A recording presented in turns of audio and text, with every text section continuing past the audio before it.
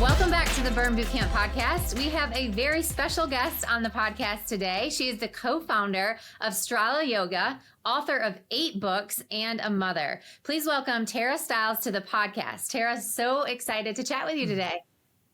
Thanks for having me. Great to be here. Yay. So tell us a little bit about you and your background, specifically around yoga.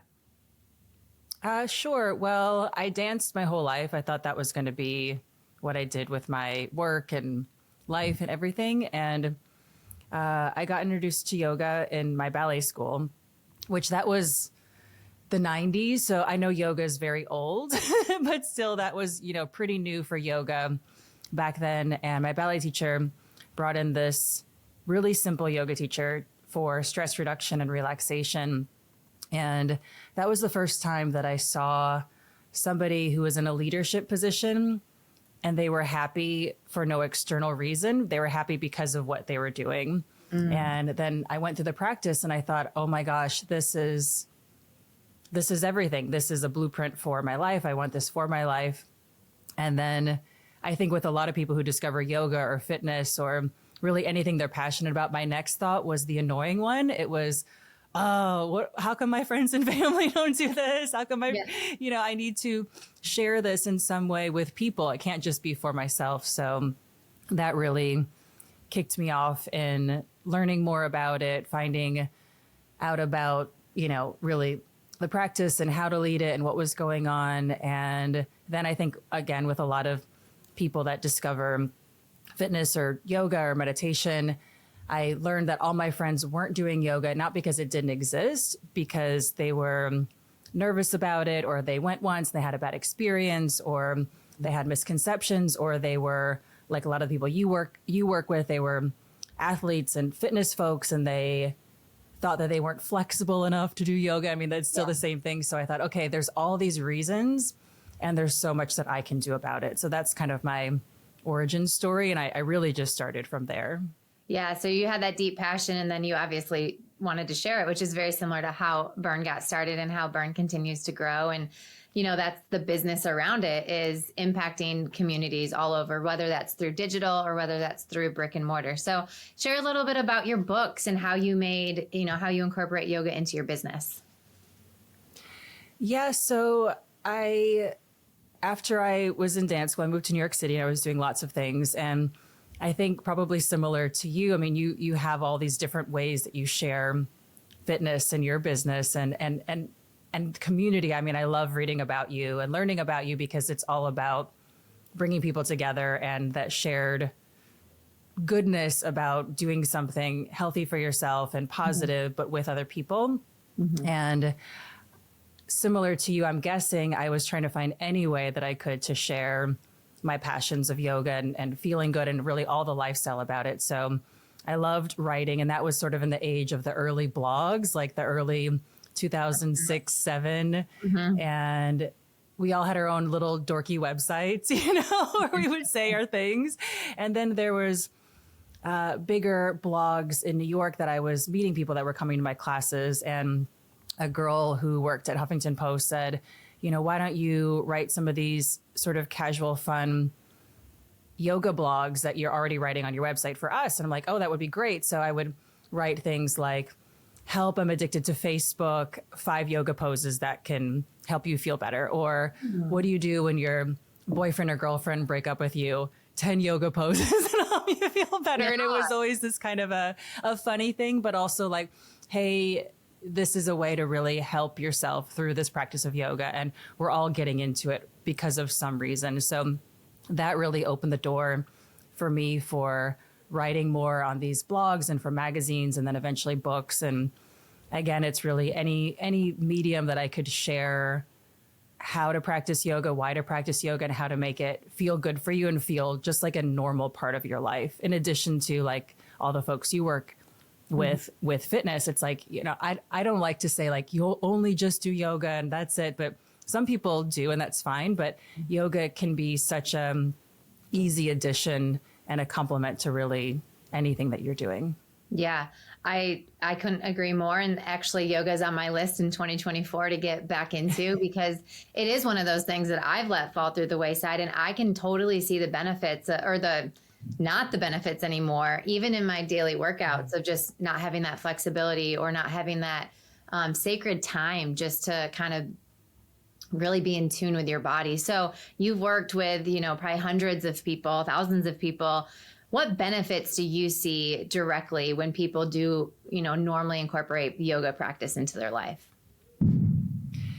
Yeah, well, I think like you, a lot of people come into it for whether it's mental reasons or physical reasons. But one of the cool things, similar to working out is it doesn't matter the reason you're coming in, you get all of the benefits. So I really love when people feel better about themselves and maybe they change jobs or they improve their life in some sort of mental or emotional way, but then they're also getting this physical benefit of improved coordination or really a healthy range of mobility, or maybe there was strength lacking, but then always kind of, everybody has this way when you practice of making that connection of, oh, I'm not as flexible as I want to be. And then you get a little bit more flexible. And then that person is like, oh my gosh, I'm feeling a bit more open in my life in general now. So always that physical and that emotional component are really interconnected. So it's different for everybody, but there's so much that we can talk about in our community and really with anybody, because wherever you feel like you want more of or less of in your life, you can sort of just start with a practice and see it really unfold naturally. Yeah. And, for somebody that's listening that maybe they've never done yoga or they're intimidated because they don't feel like they have flexibility. I do get that a lot, even in our workouts. It's like, I got to get in shape to go do one of your boot camps. And I'm like, no, we've got all different fitness levels, and we're going to make sure that we give you exercises that meet you where you're at. So how does that work in the yoga world? Yeah, I mean, that's the reason I started, because all my friends were super intimidated. My family was intimidated. And I started, and this was, yoga's grown a lot, I think, so you can find lots of different instructors that you identify with, but still that stigma is there. If I'm not flexible, I can't do yoga, or if I'm not in shape, I can't go to a boot camp. It's sort of, the funniest and most real problem still. So we've got lots of work to do, which I think is great for us. And I think it's really about knowing that if you can breathe, you can do so much, and you can connect to yourself and forget about, especially with yoga, forget about the pose or the position being the goal. Make the goal feeling better, connecting with yourself. If you're coming to it to get more flexible, don't say, oh, I've got to do the splits or I've got to do this, image of a thing. Say, what's it going to feel like if I can be a bit more spacious in my body? And I can start with that. And if you can't touch your toes, bend your knees. If you do find yourself being rigid or kind of tense with your practice, just that's part of the practice too, to relax a little bit and breathe. And, most people are already working hard and pushing themselves. We don't need to push and force and have that extra struggle in our workouts or in our yoga. We're already showing up. So it's that real big learning of not overworking or not double doing, but still doing exactly what you need to do to accomplish the movement that you're doing and allow your mind to focus on how you feel. Yeah. And then what about, there's so many different types of yoga. There's hot yoga. It seems like there's slower yoga, power yoga now. There's a lot of different modalities of yoga. So do you have a preference on what's your favorite or the different benefits in each one of those? Yeah. So again, one of the reasons I got into yoga was it reminded me of I grew up Catholic, and it's like, you've got the Catholics and you've got the Jewish people, then you've got the Protestants, and everything was a little bit different, but we're all just trying to live a good life. Yeah. And yoga seemed just like that. Like, you've got this style of yoga and they say you can't do a forward bend after you do a back bend. And this style that says you have to have the room heated at this temperature. And, it took me a long time to realize that's just humans being completely neurotic. And if you find something that makes you feel connected, that's great. And fortunately, over the last 10 years, a lot of the, just like the fitness world, there's a lot of bad actors in the yoga world. A lot of those have finally been canceled or called out or banished or whatever. So it's sort of a new revolution in yoga. Everybody's trying to not pass on harming people in a way. So I always say, I'd love everybody to come and practice with us, but find a teacher that you feel comfortable with. And that's it. Find somebody that helps you feel like yourself, feel connected, find a community that helps you feel like you're learning something, but you don't feel pushed down or overwhelmed. And I'm sure it's like with your community, people come because they feel good about themselves, they feel connected, and then they want to invite their friends. So if you can find a community like that, that's great. And I mean, this is kind of silly, but I'm sure we relate about this. It's, if you go somewhere, I think with yoga, people get caught in these sort of not great communities because they feel like, well, that's just yoga. And it is a little weird or a little strange, but it shouldn't make you feel like you're being, pushed or told that you're not doing life wrong in any way. You should feel encouraged and supported. And so if you feel a little bit strange, just like a bad restaurant, if you get food poisoning, don't go back. If you go to a studio that makes you feel, you don't have to, make a big deal about it. But if you just didn't get a good vibe, you don't have to go back. There's no, weird thing about it. Yeah. Find your community that works for you. Absolutely. Yeah. So tell me, you are a mom. And so listen, there's a lot of other mothers listening to this podcast and trying to juggle so many different things. So share some of your tips on how you've been able to, embrace motherhood but also prioritize yourself and make sure you're still getting your yoga or any of your fitness in. I think it's probably, again, we have so much in common, like probably another conversation, just sit down, like everything is probably super similar.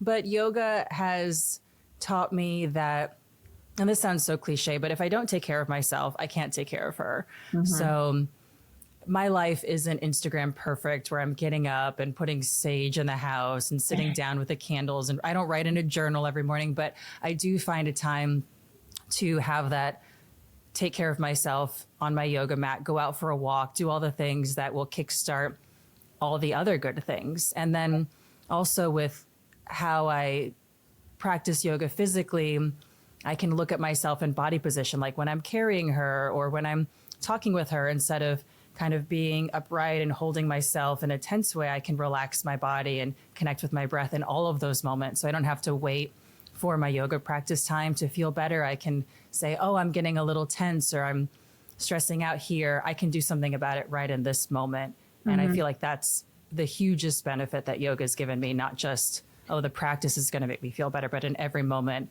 I know I can do something to feel better. Yeah. What about, how has yoga helped you be a better mom from a perspective of just, patience and, breathing through times where maybe it's stressful, and just, have you been able to translate some of the, disciplines that you have over in your yoga practice into motherhood? I think it's one big experiment for all of us, for sure. But I think something that I really do enjoy focusing on is listening to her instead of telling her, you need to do this and you need to do that, you need to do this. And it's really created this space. I mean, just like when I would lead a yoga class, it's my job to come up with a whole class that gives a good experience and also keeps people safe. But it's not my job to tell people how to feel, exactly what to be doing every time they're doing something wrong. You don't need to correct everybody in every single moment. So I think I've sort of naturally translated how I lead a yoga class with how I'm leading her. And that's been really fun to see. It's given her space to be herself and not push on her my ideas of what I would want or would hope for her to be. She's very similar to me, but also, she has her own differences. And I think that that's awesome. And if I didn't have yoga, I would probably be operating from a very different place. Yeah. That's another reason I need it, I think. But, when you're talking about your daughter, as another mom of a daughter, my daughter's 7. So it's like, I do feel this obligation to show her what it looks like to have a good relationship with fitness and just being healthy. And so my daughter gets to see me work out. You know, we try to incorporate the kids into our workouts as much as we can.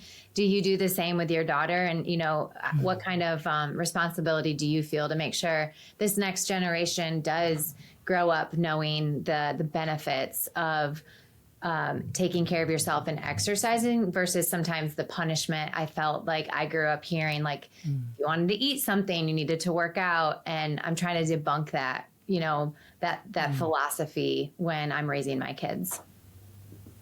Yeah, I feel like we all grew up with that no pain, no gain mindset that, you know, eat a cookie, then burn off the calories. I mean, it was in every label, every commercial, every doctor was saying the same thing. So we couldn't escape it, no matter how perfect your parents were. But yeah, I feel like with her and with kids in general, it's really cool. Again, coming back to myself. And I think that was another big lesson that I didn't grow up with. We didn't probably grow up with, you know, our parents were sort of told, take care of yourself last. And this sort of take care of yourself while you're hanging out with everybody. And I've noticed that, you know, she takes her own space in a situation. And I didn't tell her to do that, but I can see how she moves around, being affected by how I just move around. And yeah, with the yoga, we do it together. I grew up, you know, my mom had a garden and things like that. So we get foods, you know, from farmers markets and, you know, the best we can, you know, and just trying to think of ways that we can all improve. I mean, it's sort of like another reason to have a continuous project. We'll go to a playground, and I remember the first time she started to notice trash on the ground and she was like, oh, that's disgusting. I'm like, you know what?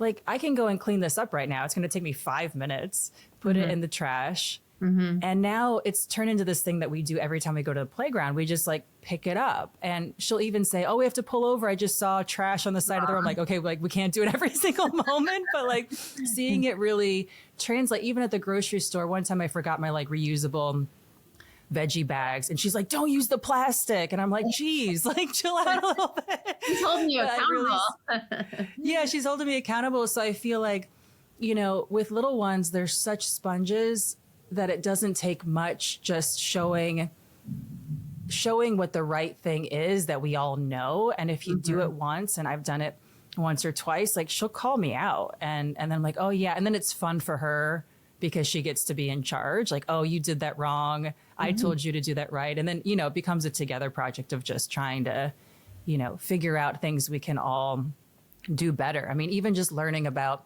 the world and you know, famous girls in history. And she's astonished, like, oh my gosh, that girl had to go through that, or that's crazy. And she's like, well, why did that happen? I said, well, there's bad rules in the world, and there used to be more, but there still are. And we're all trying to work toward making better rules and making everything better. And it's not just like, here we are and deal with it. You know, it's sort of, you can participate in this, you know, you can make the world into a better place. I mean, how corny is that? But it's really true. Yeah. Well, your daughter sounds great. Good job. Same. Yeah. And she's almost 7 too. So it sounds like we're at the same point with her. Yeah. They, like you said, they are sponges, and they kind of are watching what we say, what we do, how we act. And so I always say, like, values are caught, not taught, you know, they're watching everything we're doing, not just what we're saying and telling them to act and behave. So it's nice to know that, you know, there's other women out there, other moms out there that have that same, you know, mindset. So I love that. So anything else that you would like to share with our audience around yoga and just the impacts, or just any words of encouragement? Yeah, I think for your community and everyone that's doing a lot of really powerful workouts, it's so cool to feel that energy and to feel that, you know, vitality in your body. And I think adding yoga, whether it's even before workout or after workout or on Tuesdays or whatever it is, you know, that makes you feel like I can do this. It brings such an element of being able to do more, I think, in your fitness. And I think a lot of times with my trainer friends, they'll say, oh yeah, I need to stretch more. I need to do more yoga. And then when they start doing it, they realize, okay, yeah, I'm really crazy strong, but now I'm getting more efficient, more effective. I'm not wasting my energy when I'm doing this kind of a workout in between, even moving from equipment to equipment. I don't need to keep that energy high. I can relax my body. So everybody finds it in a different way. But I really think that efficiency and really seeing that you can push that potential even higher is, you know, I've found over the years, more people are excited about that than just relaxing and feeling better, which is going to happen too. Yeah, absolutely. Well, Tara, thank you so much for joining us on the Burn Bootcamp podcast. If our audience wants to hear more from you or follow you, can you share where they can go and look? Sure. Yeah, I'm on all the social. You can follow me, Tara Stiles, on Instagram. I think most people our age are kind of hanging out there. And stralayoga.com has all of our in-person retreats and trainings and events, and online with a Strala Yoga app too. So awesome. Well, thanks again, guys. Thank you so much for listening. We always end our podcast and our workouts with 2 claps. So I'm going to go 2 claps on 2, 1, 2, and then we're going to clap twice. You ready? yeah. Okay, here we go. 2 claps on 2, 1, 2.